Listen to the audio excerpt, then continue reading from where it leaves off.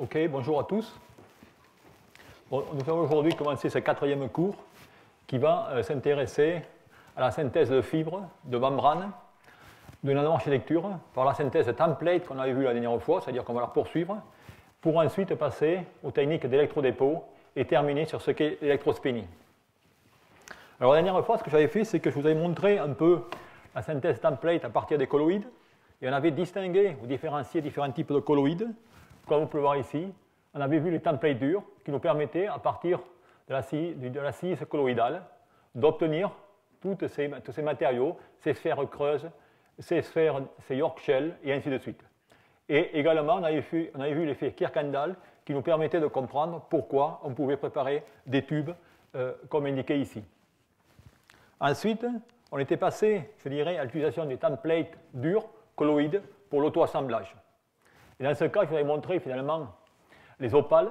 Je vous avais montré comment à partir de SiO2, en faisant dans ce cas des templates, soit à partir d'inorganiques colloïdales, ou alors dans ce cas à partir de nodules de polystyrène, on pouvait passer directement de cristaux de colloïdes moléculaires à des colloïdes atomiques dans lesquels vous pouvez voir ici la forme sp3 ou sp2. Et ensuite, on a pu faire une chimie de Lego pour nous permettre de reconstruire différentes sortes d'édifices.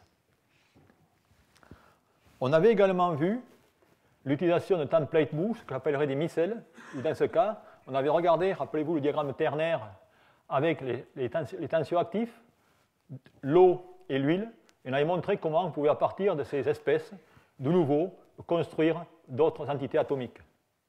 Mais aujourd'hui, si vous voulez, on va poursuivre un peu ces sortes de templates mou, et on va voir finalement comment on va pouvoir utiliser les matériaux biologiques comme sorte de template.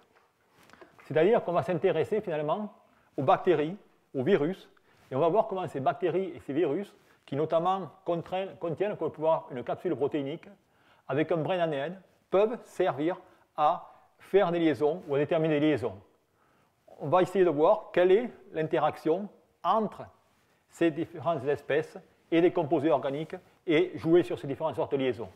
Et je vous donne ici un exemple, qui est par exemple le virus de la mosaïque du tabac, comme on peut le voir ici, où on a le virus sur lequel on a pu, dans ce cas, faire de l'ingénierie génétique virale pour modifier les acides aminés à l'intérieur de cet ADN et créer des groupements fonctionnels sur lesquels on peut fixer le nickel, voire le silicium par la suite.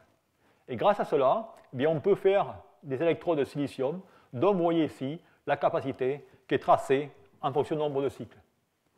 Mais lorsqu'on regarde ces travaux, je dirais, sur les virus, on ne peut s'empêcher de rappeler les travaux qui ont eu lieu à MIT, qui est d'Angela Belcher, qui est une des premières, une des pionnières dans ce domaine, qui, de cela 5 ou 6 ans, a montré effectivement qu'on pouvait utiliser ces virus comme template pour faire des matériaux d'électrode.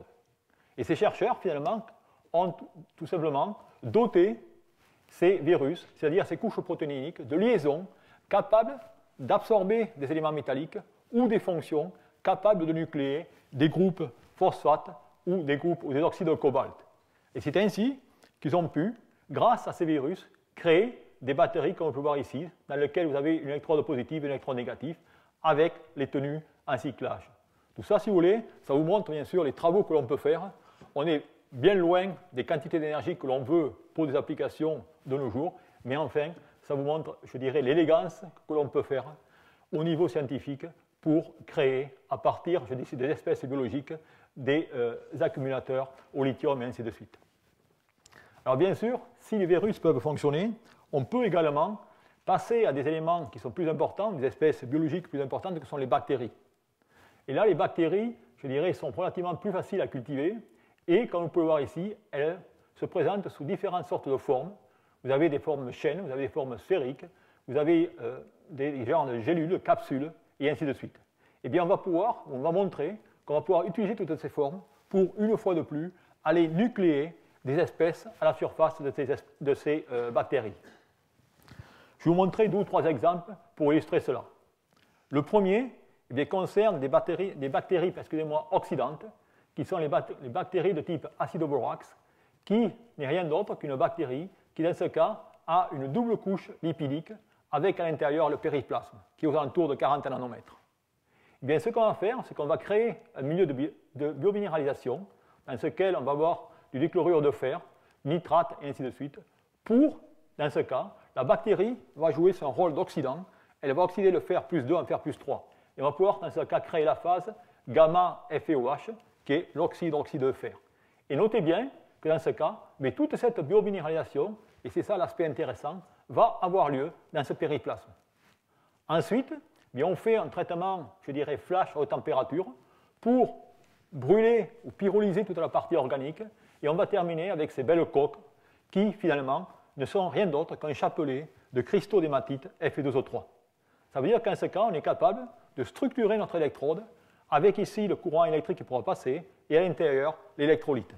Bien, grâce à ça, on peut avoir des composés qui sont texturés, comme vous pouvez voir ici, qui ont des performances en puissance qui sont relativement beaucoup plus importantes que les matériaux classiques non texturés.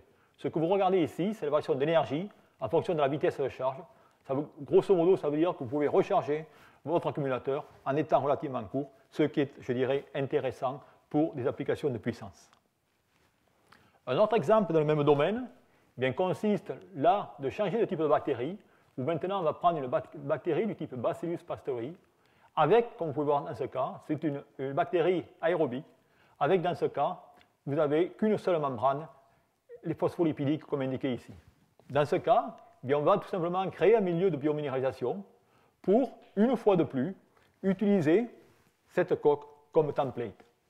Et grâce à cela, eh bien, on peut, après des chauffages à 300 degrés, pyrolyser la partie organique et vous obtenez directement la bactérie, ou la forme de la bactérie, comme vous pouvez voir, le bactériomorphe, avec tout autour eh bien, la formation de ce phosphate.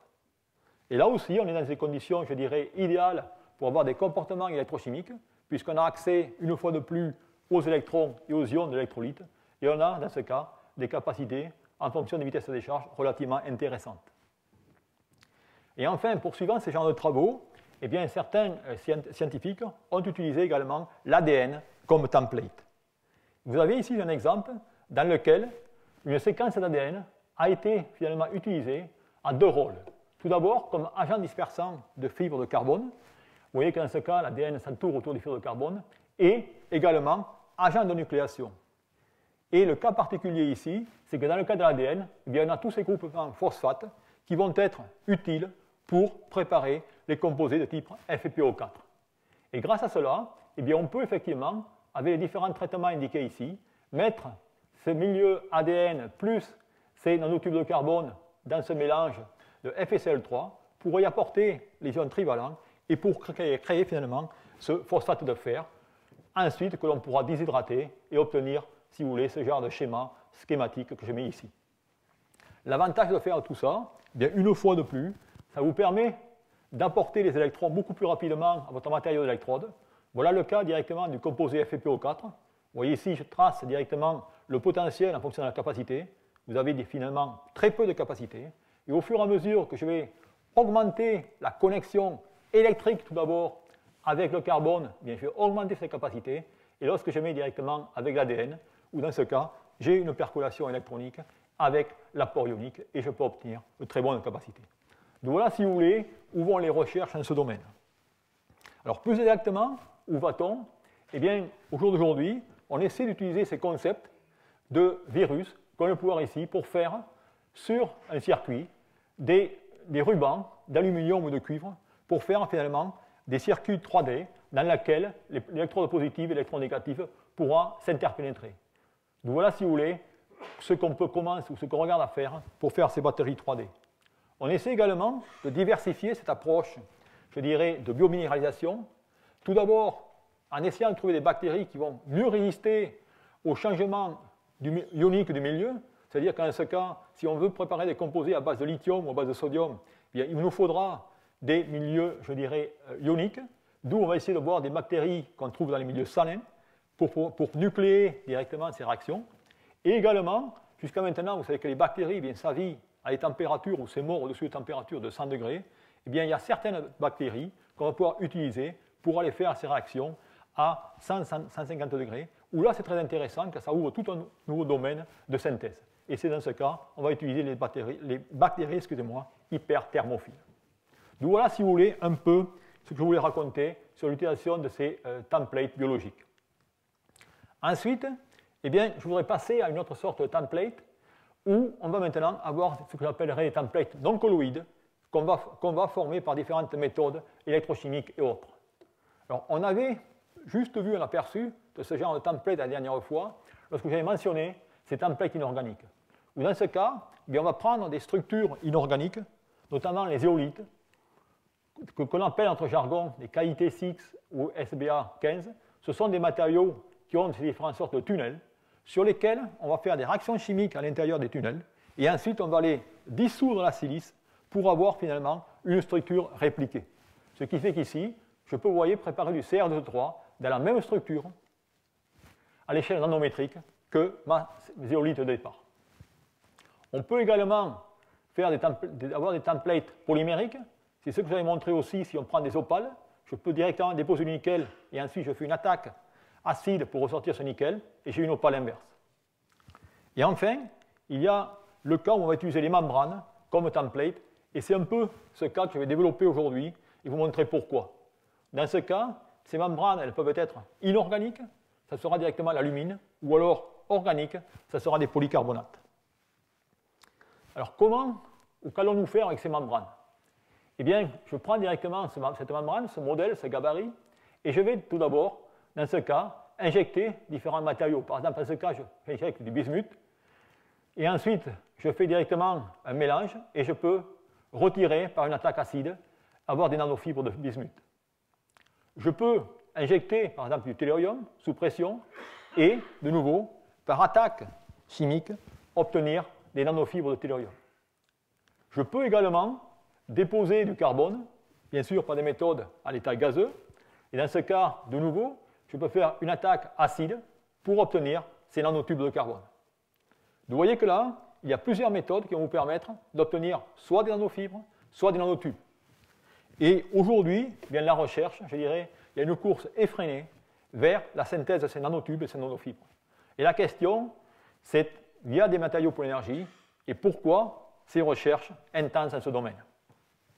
Eh bien, je vais essayer de vous justifier ça seulement dans le domaine du stockage d'énergie ainsi que de l'électrolyse de l'eau.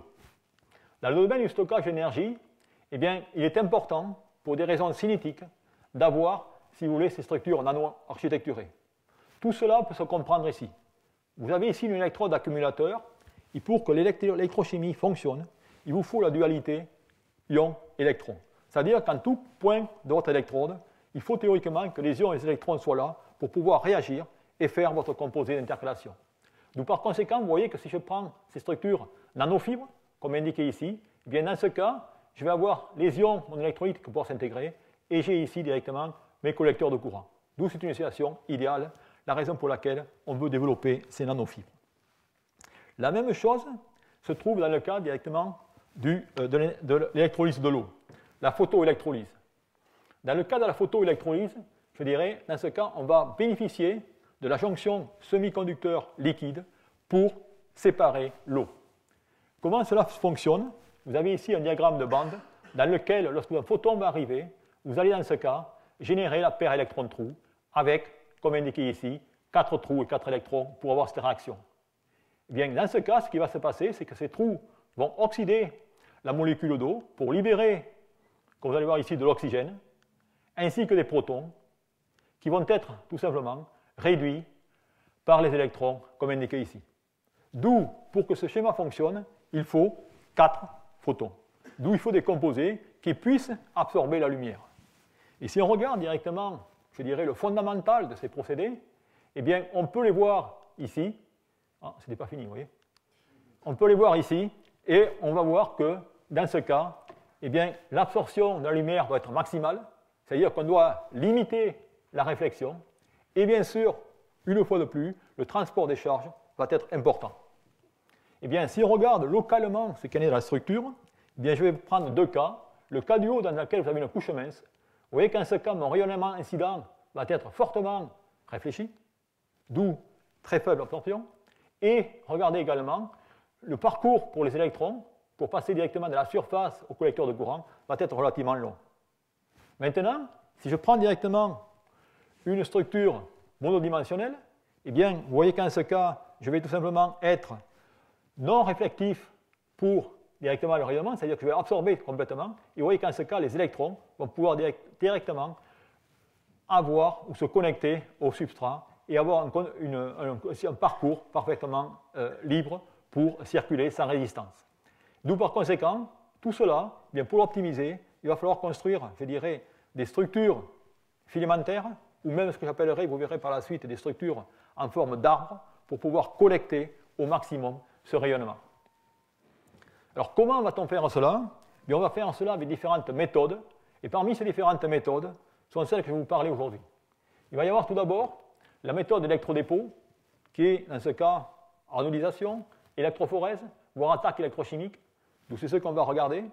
Ensuite, on terminera ce cours aujourd'hui par la technique d'électrospinning, que je traduirai en français comme l'extrusion électroassistée. Alors bien sûr, la technique de l'électrodépôt, eh bien, ce n'est pas une technique nouvelle. Du moins, l'électrodépôt signifie finalement qu'on a une solution et avec un courant, on va pouvoir aller déposer différents types de métaux, et ainsi de suite. D'où automatiquement, si on regarde dans l'histoire, ça ne peut remonter qu'à l'époque d'Alexandre Volta, qui a découvert la batterie. Mais par contre, si on regarde finalement nos anciens, eh bien on s'aperçoit qu'ils avaient une technique qui était capable finalement de déposer des métaux. Et ici, vous avez des masques en bois, des sculptures en bois qui sont recouverts de cuivre. Et ça, c'est 200 ans avant Jésus-Christ, et ça a été trouvé directement au Pérou. Ce qui faisait en ce cas, c'est que finalement, il y avait cette structure en bois qui recouvrait, je dirais, de poudre d'or sur lequel ils allaient déposer du cuivre.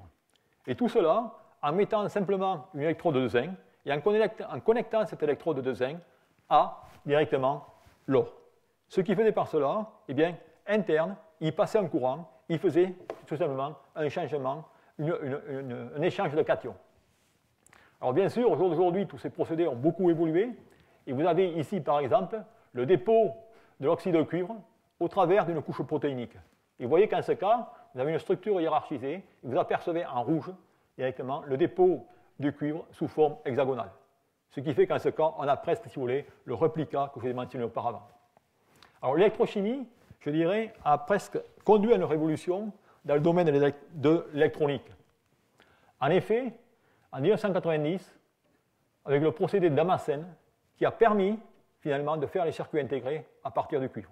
Auparavant, les gens utilisaient l'aluminium et le cuivre n'était pas utilisé pour la bonne et simple raison, c'est que dans ce cas, il y avait des réactions de mobilité du cuivre ainsi que des réactions d'oxydation.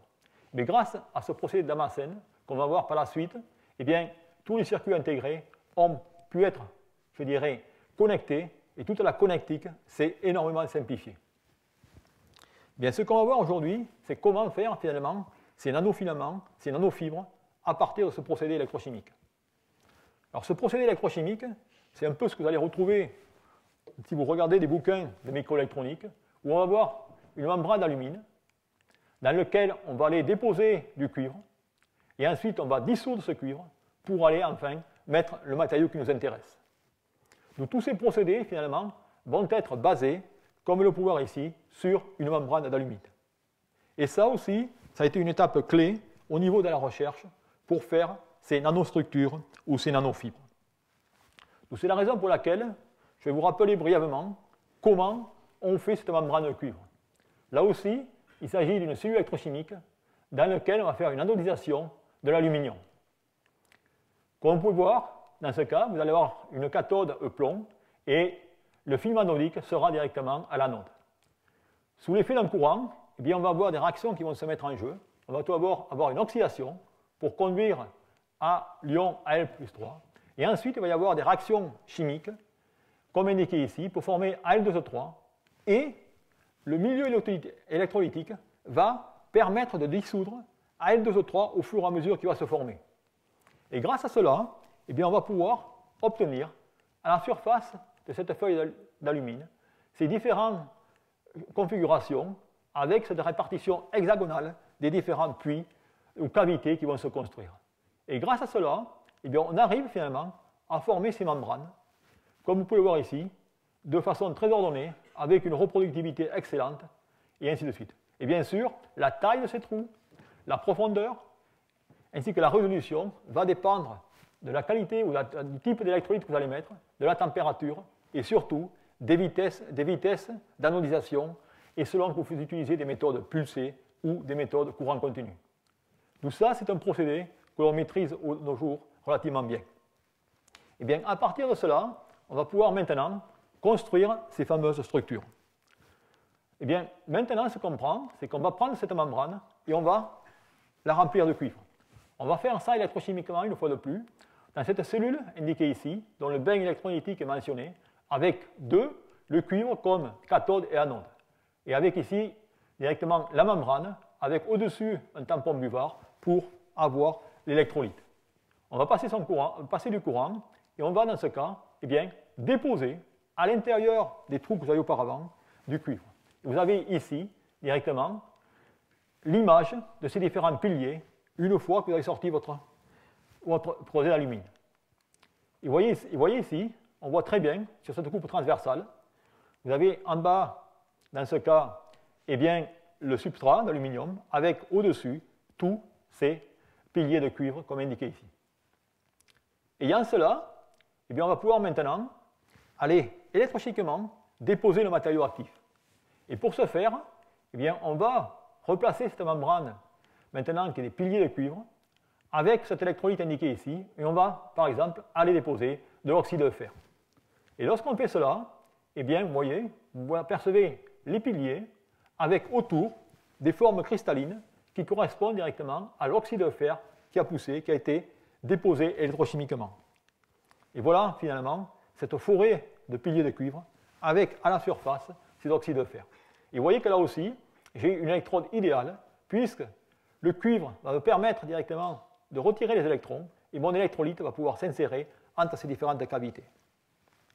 Et en effet, si vous regardez les propriétés de ces composés, eh bien vous apercevez ici où vous avez la tenue en cyclage, mais le point le plus important que je voudrais mentionner, voilà tout simplement du Fe3O4 en poudre. Vous voyez qu'en ce cas, la capacité en puissance est relativement faible. Dès que vous passez dans ces structures, comme indiqué ici, nano-architecturées, eh bien, vous augmentez considérablement la puissance.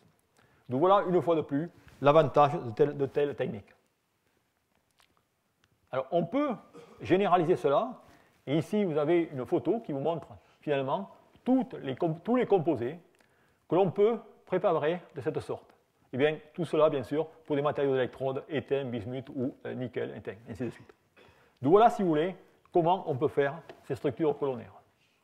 Alors, un autre moyen de faire ces structures colonnaires va aussi dépendre du type de matériaux que vous utilisez. Par exemple, je vais vous montrer maintenant une structure colonnaire qu'on va pouvoir faire à partir de composés qui vont présenter un moment dipolaire. Dans ce cas, on peut prendre l'oxyde de zinc. Eh bien, on va avoir un moment dipolaire qui va être proportionnel au volume et bien sûr qui dépend du caractère non centrosymétrique de la structure. Ensuite, bien, ce moment dipolaire, ou ces cristaux, va avoir une charge de surface qui va être associée au ligand ou alors à la surface de ces bâtonnets. Donc par conséquent, maintenant, si on prépare des solutions colloïdales de ces cristaux, c'est-à-dire qu'on va avoir des bâtonnets, on va pouvoir tout simplement les aligner sur un substrat, en, bien sûr, profitant de ce moment dipolaire que l'on va coupler à un champ électrique. Et si on fait cela, eh bien voilà directement ce que j'ai au départ, voilà mon cristal. Eh bien, si j'applique un champ électrique, je vais dans ce cas, ce champ électrique va d'abord donner l'orientation à mon cristal et la charge va finalement m'aider à tirer ce cristal vers le substrat. Tout cela, ça donne quoi? Eh bien, ça donne que si maintenant je prends cette solution, j'applique directement un champ électrique, vous allez voir, eh bien, je peux maintenant créer et faire venir toutes ces particules colloïdales et les aligner sur mon substrat. Et dans ce cas, je répète, c'est le dipôle qui va directement orienter les particules et c'est finalement la charge qui va permettre de les attirer sur ce substrat. D'où ça, eh bien, ça présente des avantages énormes au niveau du coût de dépôt, plutôt que la centrifugation et ainsi de suite. Et ça, c'est étudié, je dirais, pour former des matériaux relativement importants, comme le sulfure de cadmium. Vous avez ici des vues montrant cet alignement de particules ou de bâtonnets. Et tout ça se fait de façon électrochimique. Donc voilà, si vous voulez, un peu ce qu'on peut faire sur des matériaux, je dirais, de batterie ou d'électrodes, et ainsi de suite. Donc maintenant, je vais en revenir à ce que l'on peut faire au niveau de la photoélectrolyse. Je vous ai parlé de Al2O3, et maintenant, bien sûr, lorsqu'on va passer en photoélectrolyse, on va changer de matériau et on va prendre TiO2 qui devient la référence. Ce matériau devient la référence pour la bonne et simple raison qu'il est non toxique, peu coûteux et a la stabilité, je dirais, chimique ou électrochimique pour ces genres de réactions. D'où on va là aussi faire la même technique qu'auparavant. On va prendre une feuille de titane et on va tout simplement faire une anodisation. Lorsqu'on fait une anodisation, comme vous pouvez voir ici, on va créer ces tubes de TiO2, mais là, ces tubes de TiO2, dans un premier temps, on va tout simplement, par sonification, les sortir pour recréer une seconde famille, si je peux dire, en utilisant les empreintes des premiers pour mieux structurer, je dirais, cet arrangement hexagonal. Et selon le potentiel d'anonisation, on va pouvoir obtenir des structures relativement différentes. Vous apercevez ici des tubes avec à l'intérieur des nanotubes. Ici, vous avez tout simplement des tubes, et ainsi de suite. Et ça va être relativement important pour les propriétés photoélectrolyse. Donc, ayant fait cela, bien, qu'est-ce qu'on fait? On va tout simplement utiliser ces matériaux et les doper. Ou plutôt, en termes, je dirais, du milieu, créer une hétérojonction.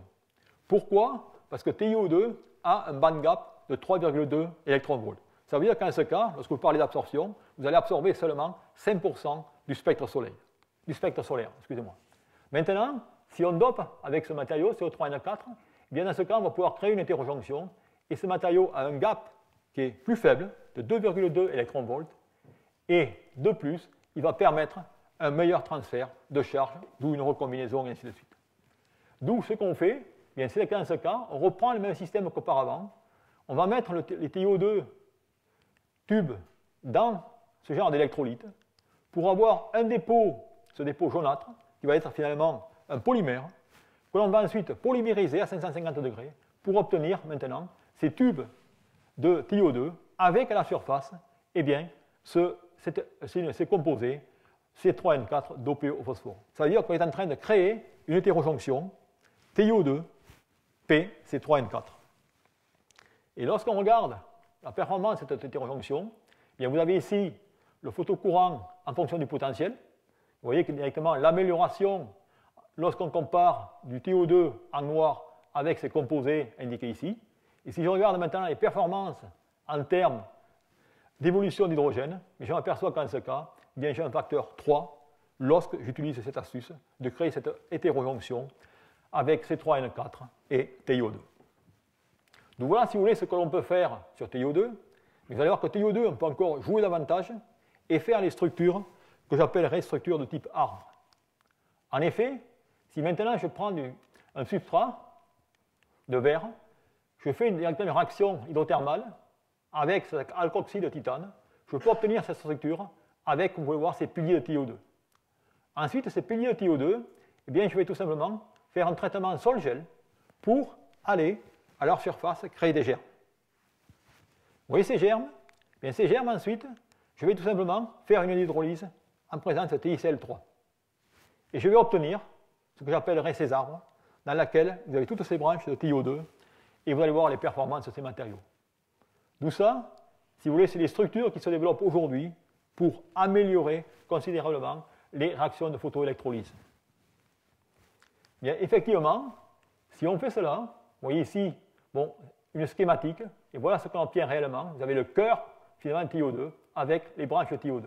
Et si je compare maintenant les performances, comme indiqué ici, eh bien, vous apercevez, de nouveau, l'amélioration lorsqu'on utilise ces nanostructures, ces nanofilaments ou ces branches de TiO2. Et le domaine de la photoélectrolyse, aujourd'hui, bien sûr, va sur toutes ces différentes sortes de structures. Et pour vous convaincre là-dessus, je vais utiliser un des papiers qui vient de Pyongyang, qui est l'université de Berkeley, où il essaie de dessiner des dispositifs en forme d'arbre, comme indiqué ici. Vous avez le silicium et les branches sortantes sont du TiO2. Et dans ce cas, vous avez un dispositif, je dirais, de photosynthèse qui mimique finalement la photosynthèse que vous avez directement dans le chloroplasme, avec dans ce cas l'agencement de deux semi-conducteurs dans nos fibres, où on a TiO2 et le silicium, avec bien sûr dans ce cas des co-catalyseurs qui sont le palladium pour le silicium et l'oxyde-iridium pour TiO2. Et grâce à cela, vous voyez que ces deux matériaux vont absorber un spectre différent ou un domaine de longueur d'onde différent du spectre solaire, avec dans ce cas le visible pour le silicium et l'UV pour le TiO2. Par conséquent, on peut avoir des cellules qui vont directement fonctionner en tandem avec photoanode avec le TiO2 et photocathode avec le silicium pour obtenir directement ces rendements en dégagement d'hydrogène. D'où, bien sûr, là on est en train de miner, je dirais, la synthèse naturelle, la photosynthèse naturelle, d'où les rendements sont encore, je dirais, relativement dérisoires. On a seulement 0,12%, mais cela vous donne directement une tendance où vont les chercheurs aujourd'hui dans ces réactions de photoélectrolyse. D'où voilà, si vous voulez, un peu ce qui se fait par électrochimie. Alors maintenant, bien, je vais passer, si vous voulez dire, à la deuxième partie de cet exposé, où je vais vous parler de ce que j'appellerai l'électrospinning. Alors, l'électrospinning va être l'extrusion électroassistée. Donc, grosso modo, on va avoir un polymère, et ce polymère va être soumis à un champ électrique, et on va passer finalement d'une solution massive à une fibre. Et on va voir comment cela va se passer. Alors, pour ce faire, eh bien, tout d'abord, là aussi, on va tout simplement s'inspirer fortement de ce qui se passe dans la nature. Et vous avez beaucoup d'insectes dans la nature qui vont produire des fibres. Et en effet, vous avez le ver à soie Bombus mori qui produit des quantités gigantesques de fibres. Vous voyez ici, 30 millions de tonnes par an. On a également la soie d'araignée qui directement produit ce genre de fibres. Et également, dans les bactéries, il y a possibilité d'avoir ces fibres qui peuvent être générées dans le cas de biofilms de certaines bactéries. Et ce qui est intéressant, c'est que si on regarde ce qu'ont fait des chercheurs, le mécanisme par lequel la soie d'araignée ou l'araignée produit, je dirais, ces fibres, et ainsi de suite, bien on a un mécanisme qui, comme vous allez voir, va rappeler celui qu'on va décrire par la suite pour faire ces réactions ou ce procédé d'électrospinning. Ou dans ce cas, eh bien, il va y avoir tout simplement le liquide protéinique qui va être exclu par une faible extrusion ici pour produire ces fibres de soie comme indiqué ici. Alors ce procédé électrospinning, on va voir un peu comment il est arrivé et quelle est son histoire.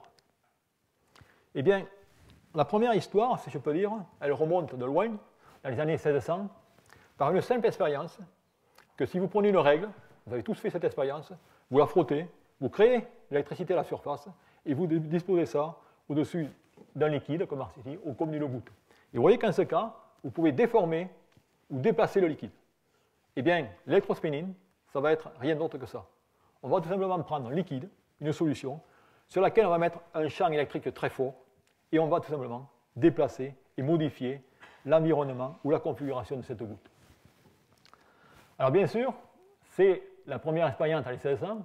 Il a fallu 3 siècles pour réaliser le potentiel de cette technologie, et le premier brevet a été pris par John Francis Cooley, dans lequel il a proposé tout simplement le premier appareillage pour finalement disperser les différentes fibres et ainsi de suite. Et voilà aujourd'hui la machine actuelle qu'on va regarder en plus en détail. D'où par conséquent, si on regarde ce domaine, et le nom électrospinning maintenant devient très populaire, et là aussi, le nombre de publications, qu'on peut voir aussi, augmente considérablement, ainsi que le nombre de brevets. Alors on va voir maintenant ce qu'est réellement ce phénomène d'électrospinning. Alors ce phénomène d'électrospinning, eh bien, vous allez le décrire ici.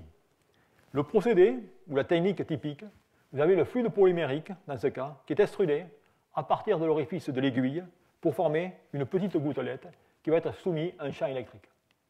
Donc voilà le dispositif relativement simple, conteneur, aiguille, et vous allez envoyer un champ électrique important. Que se passe-t-il? Eh bien, lorsque la goutte arrive ici, là aussi, il faut bien se rendre compte, ou se rappeler, je vous l'avais déjà mentionné, que la goutte a une tension de surface. Et le champ électrique va créer des charges plus.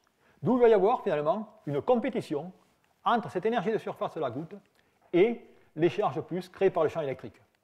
Et lorsqu'on va augmenter le champ électrique, bien sûr, on développe ce qu'on appelle le cône Taylor pour, dans ce cas, eh bien, créer un jet. Et ce G, eh bien, on va pouvoir le modifier en augmentant ce champ électrique.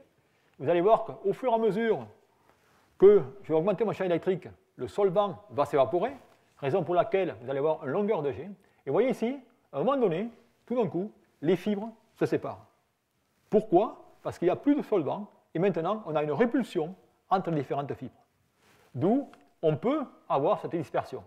Et c'est bien sûr cela qu'on va utiliser pour récupérer ou collecter ces fibres.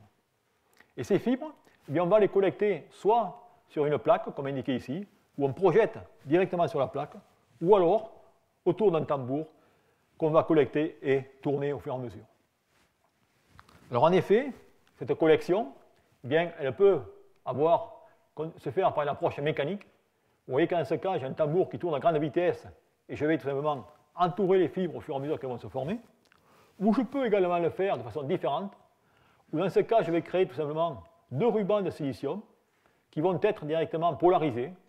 Et vous voyez qu'ici, je vais créer des forces qui vont avoir tendance à tirer les fibres sur ces 2 rubans. Et je peux orienter également, comme indiqué ici.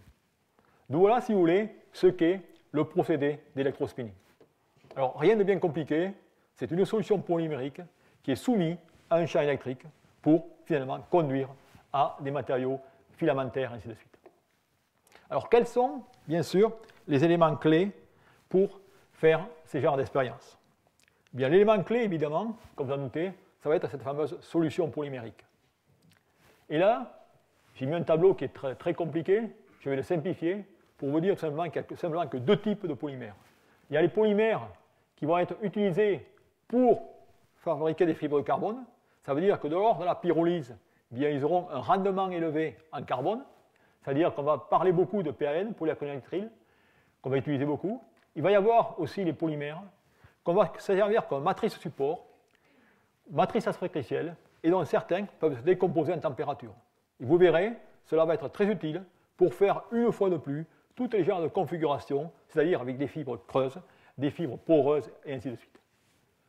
Là, je vous ai mis, pour vous donner une idée, lorsque je vous parlais de potentiel, on travaille généralement aux alentours de 20 kV, et dans les solvants, c'est DMF ou THF, et ainsi de suite. D'où par conséquent, le choix de cette solution polymérique sera très important pour savoir quelle sorte de fibres on veut fabriquer, quelle sorte de porosité, et savoir les compatibilités, et ainsi de suite. Alors ensuite, bien sûr, le polymère, le choix, sa fonction est important, mais également, il y a d'autres paramètres qui sont importants, notamment la viscosité. La viscosité d'un polymère va être aussi fort importante pour tout d'abord jouer sur la qualité des fibres que vous obtenez. Vous voyez que maintenant, si j'ai des polymères ou si j'ai des solutions qui sont peu visqueuses, eh bien, je vais avoir dans ce cas des perles, ce qui n'est pas génial pour avoir des fibres homogènes. Et on peut voir également que le diamètre de ces fibres va être contrôlé par la viscosité du milieu. La tension de surface va être aussi importante, où là aussi, eh bien, rappelez-vous, cette tension de surface fait en sorte que toute matière amorphe s'organise en termes de sphères. Vous voyez qu'en ce cas, rappelez-vous, on a vu ça déjà, on exprime ça en millinewtons par mètre. Et vous voyez, au fur et à mesure que ma tension de surface décroît, eh bien, dans ce cas, je vais avoir moins de perles et des fibres beaucoup plus homogènes. Enfin, des paramètres, je dirais, plus physiques, où lorsqu'on fait directement ces expériences, il va y avoir la vitesse d'alimentation.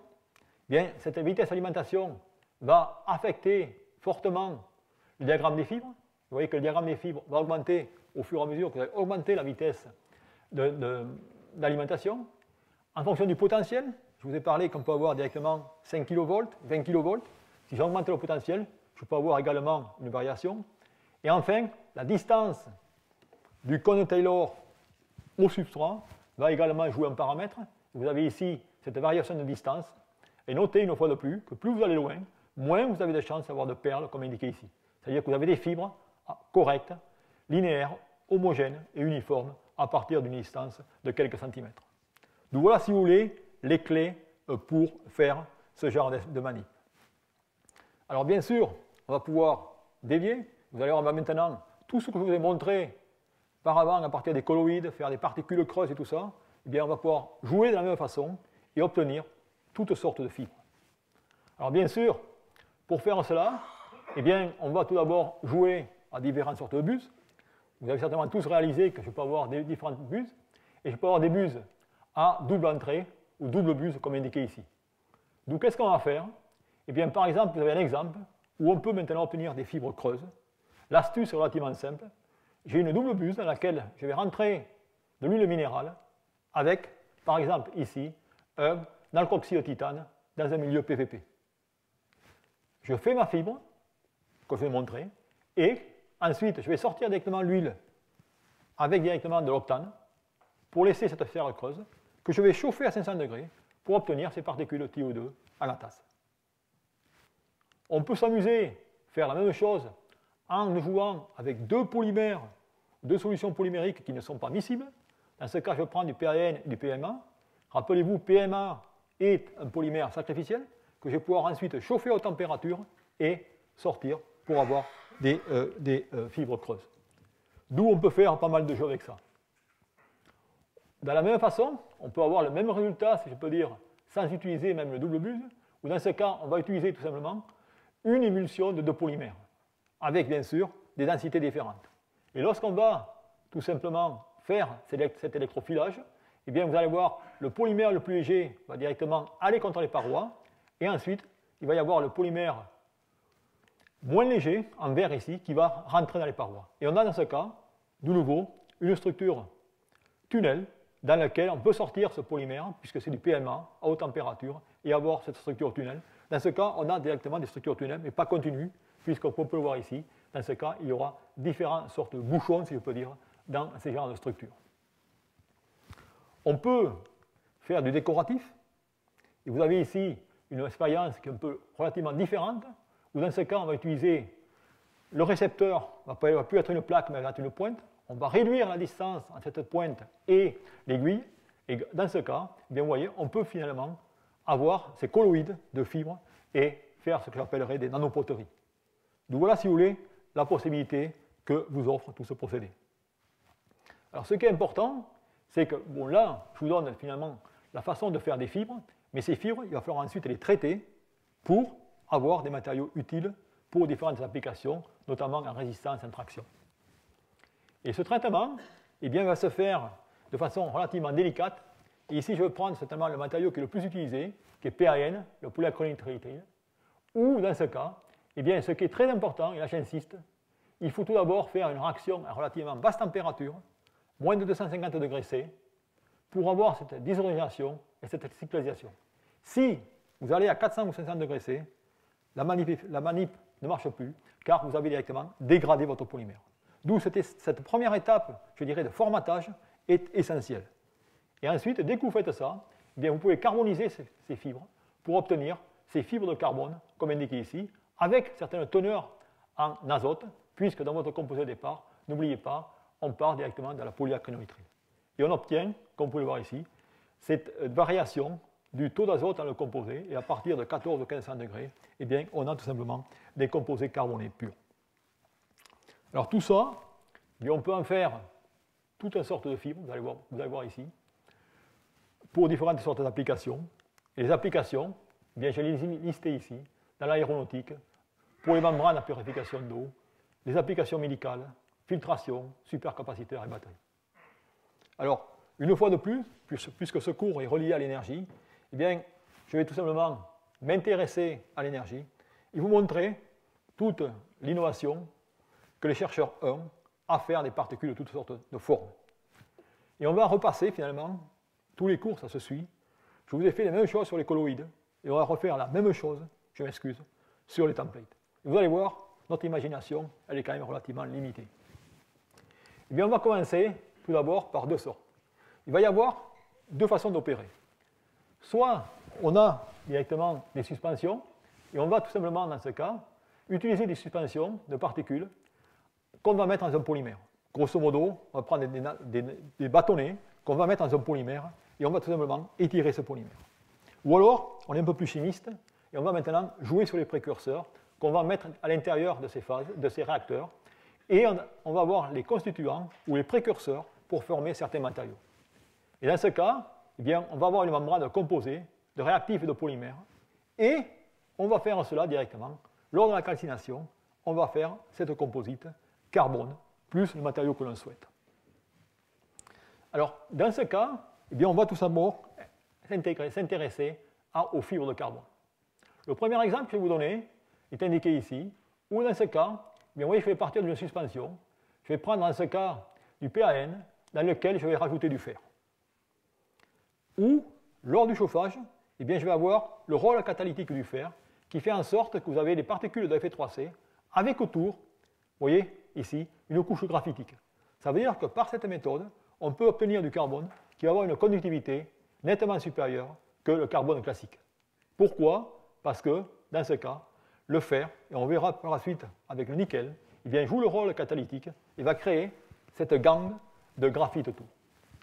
On peut également jouer là-dessus et faire de l'insertion, ou pas de l'insertion, excusez-moi, immerser dans ce cas des graphènes à l'intérieur de ces matériaux et on va pouvoir obtenir de nouveau ces différents tubes avec ces carbones en tube et des particules de graphène ou de carbone à l'intérieur.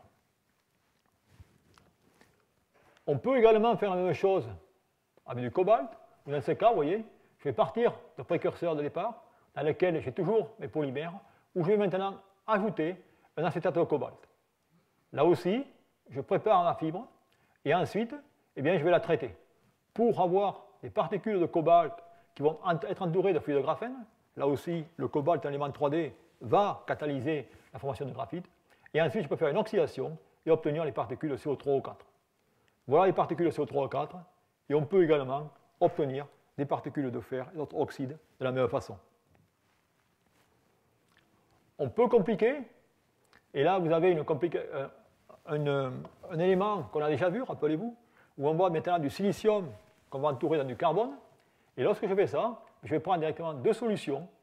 Une solution de PMA dans laquelle je vais mettre mes colloïdes, mes particules de silicium, avec une solution de PAN. Vous voyez, dans ce cas, j'ai une double buse où je vais pouvoir obtenir les configurations indiquées ici avec la représentation réelle. Vous avez le silicium avec autour directement la couronne de carbone. Et ça aussi, eh bien, ça va vous donner des propriétés, je dirais, améliorées, notamment de tenue en cyclage, comme vous pouvez voir ici, où on peut obtenir des tenues en cyclage de 300 cycles avec des capacités de 900 mAh par gramme. On peut faire ça, bien sûr, sur des matériaux d'électrode. Et je vais prendre maintenant le cas du matériau d'électrode le plus étudié, qui revient souvent dans ce cours, qui est lithium FePO4, où là aussi, eh bien, on part d'une solution dans laquelle on met tous les précurseurs nécessaires pour fabriquer le lithium FePO4 avec le polymère PO. Dans ce cas, toujours pareil, on va directement faire l'électrofilage, obtenir les fibres, que l'on va ensuite traiter pour obtenir des particules de carbone qui vont tout simplement, dans ce cas, entourer LiFePO4. Et on peut obtenir des capacités relativement, je dirais, proches des capacités théoriques avec une très bonne tenue en cyclage. Voilà pour les, je dirais, les matériaux, les électrodes dans lesquels on peut faire des composites. On peut également faire maintenant des électrodes poreuses. Et là, qu'est-ce que je vous montre? Un autre exemple dans lequel on va utiliser les mêmes mélanges qu'au départ. Pour l'acrylnitrile, dans le DMF, maintenant on va utiliser un acétate de nickel. Qu'est-ce qu'on fait? On crée la fibre, on pyrolyse. Rappelez-vous, nickel élément 3D, il va catalyser la décomposition graphitique, d'où on va augmenter directement la conduction autour de ces billes de nickel. Et ensuite, on va retirer le nickel avec une attaque HCl pour obtenir ces différentes configurations. Et là aussi, eh bien, on a des performances, je dirais, meilleures en termes de capacité de rétention et de nombre de cycles. Vous allez avoir encore des expériences encore, je dirais, plus sophistiquées, où maintenant, eh bien, on va combiner un polymère avec une émulsion. Là, on va combiner un polymère qui est du polystyrène, que j'appellerai SAN, avec, dans ce cas, eh bien, du PAN plus du SAN. Ça veut dire qu'on a deux polymères différents, où l'un est soluble, où l'un va se dégrader en température. Et vous voyez ici, je fais ma fibre, et ma fibre, vous avez le cœur de la fibre, qui est en bleu, qui va être directement ce polystyrène, avec, à la surface, un mélange de PAN et de ce polystyrène. Je chauffe, comme on peut le voir ici. Je vais avoir cette configuration. Et maintenant, je vais calciner à 1000 degrés C. Et lorsque je calcine à 1000 degrés C, qu'est-ce qui se passe? Eh bien, ce polymère est dégradable, d'où je vais avoir le cœur qui va être libre, avec, dans ce cas, cette porosité. Vous avez vu, dans ce cas, je fais tout simplement une fibre poreuse avec directement un centre qui est libre. Et cela, eh bien, se représente ici. Vous avez très bien la photomicroscopie réelle. Vous apercevez la fibre avec le tunnel et toutes les porosités en surface. Alors ça s'applique aux batteries lithium. On peut également avoir les mêmes choses avec d'autres éléments. Vous avez ici des éléments comme l'étain, où là aussi, c'est exactement les mêmes jeux qu'on va faire. On va utiliser ces différentes solutions pour préparer cette fibre qui va être poreuse avec, dans ce cas, un composé organométallique de l'étain pour ensuite, en chauffage, eh bien, obtenir des particules d'étain qui vont être tout simplement insérées dans cette matrice ou cette fibre. En voilà une autre qui est aussi intéressante, où là l'imagination parle. Ce que vous regardez ici, c'est on revient dans ce cas, on prend de l'huile minérale avec maintenant du tributyl d'étain et une double buse. Alors vous voyez que la solution est jaune vers l'intérieur, avec le PAN à l'extérieur, et on va dans ce cas faire la fibre. Lorsqu'on fait la fibre, on obtient de façon schématique, vous voyez ici le PAN plus l'huile à l'intérieur. On va, lavage avec l'octane, on va retirer directement l'huile. On va se trouver maintenant avec le composé métal organique de l'étain. On va faire une pyrolyse pour avoir cette structure dans laquelle on vient d'enrober des particules d'étain entre ou dans un tube de carbone. Et vous avez une photo de ce qui se passe ici. Okay? Et ça, si vous voulez, on peut faire ça avec beaucoup de composés, ainsi de suite. Alors, pour le cas des composés au sodium, bien la même chose, on peut faire des fibres de carbone qui vont avoir des comportements électrochimiques très intéressants vis-à-vis du sodium, notamment avec des plateaux à très bas potentiel, ce qui se fait dans notre groupe. Mais également, on peut avoir de la même façon insérer de l'antimoine et préparer une fibre carbone-antimoine pour des propriétés électrochimiques plus intéressantes, où vous avez ici des tenues en cyclage avec des capacités. Et si vous voulez, je pourrais continuer comme ça. Je vous ai montré le lithium, je vous ai montré le sodium. Dans le cas du soufre, vous allez retrouver la même, je dirais, idée qu'auparavant. Rappelez-vous, dans le cas des colloïdes, on avait fait une sphère, et on avait tout simplement une sphère creuse pour aller imprégner du soufre. Bien maintenant, on va prendre ces tubes. Là aussi, double buse, double solution. On prépare tout simplement un tube avec une pyrolyse haute température et ensuite, on va aller tout simplement imprégner du soufre à l'intérieur. Et bien sûr, là aussi, on a des améliorations légères, si je peux dire, au niveau cyclage. Enfin, si je fais les matériaux pour l'énergie, je suis obligé de terminer sur les supercapaciteurs, où là aussi, bien, on va refaire les mêmes choses qu'on avait fait auparavant. Vous avez dans ce cas des fibres de carbone qui vont être directement fabriquées. Et rappelez-vous, je crois dans le deuxième cours, j'avais mentionné que si maintenant ces fibres de carbone eh bien, elles contiennent des sites actifs, je vais pouvoir me servir de ces sites actifs pour réduire le permanganate de potassium, et pour former directement du MnO2.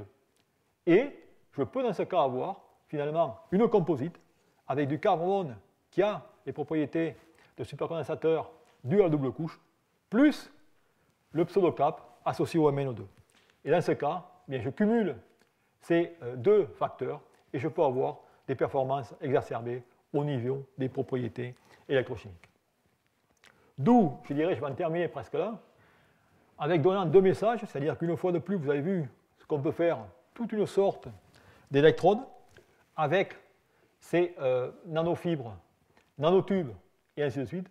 Mais le problème, je dirais, le plus important et le plus limitant, c'est qu'on fait des structures qui sont, je dirais, des structures très larges, c'est-à-dire à des densités volumiques qui sont très faibles.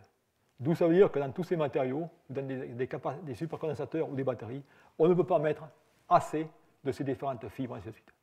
Donc tout ça, c'est très important au niveau recherche pour comprendre les mécanismes, mais au jour d'aujourd'hui, il y a une difficulté énorme à tirer parti de ces surfaces exacerbées. Car dans un accumulateur, on veut de la puissance, mais la surface exacerbée n'est pas des plus intéressantes au niveau capacité totale. Donc pour conclure, bien, ce que j'ai essayé de vous mentionner, c'est finalement que l'électrospinning, mais une fois de plus, comme la synthèse par template vous conduit à toute une sorte de nano-architecture, comme indiqué ici, les applications potentielles, elles sont nombreuses, et l'énergie n'est pas certainement là où ce procédé verra son futur. Il y a quand même la difficulté du passage de l'échelle du laboratoire à l'échelle industrielle, car le degré d'alignement des fibres, la reproductivité, la vitesse de production, tout ça c'est des limitations. Mais aujourd'hui quand même, il y a pas mal de PME qui se mettent en route, et vous avez différentes sortes de machines qui sont commercialisées pour faire ces fibres à la plus grande échelle. Donc voilà, si vous voulez, ce que je voulais vous raconter sur tout ce qui est les avantages, ou du moins les procédés pour préparer ces différentes particules sphériques, nanotubes, et ainsi de suite, pour les applications reliées à l'énergie, et bien sûr d'autres applications. Et merci pour votre attention.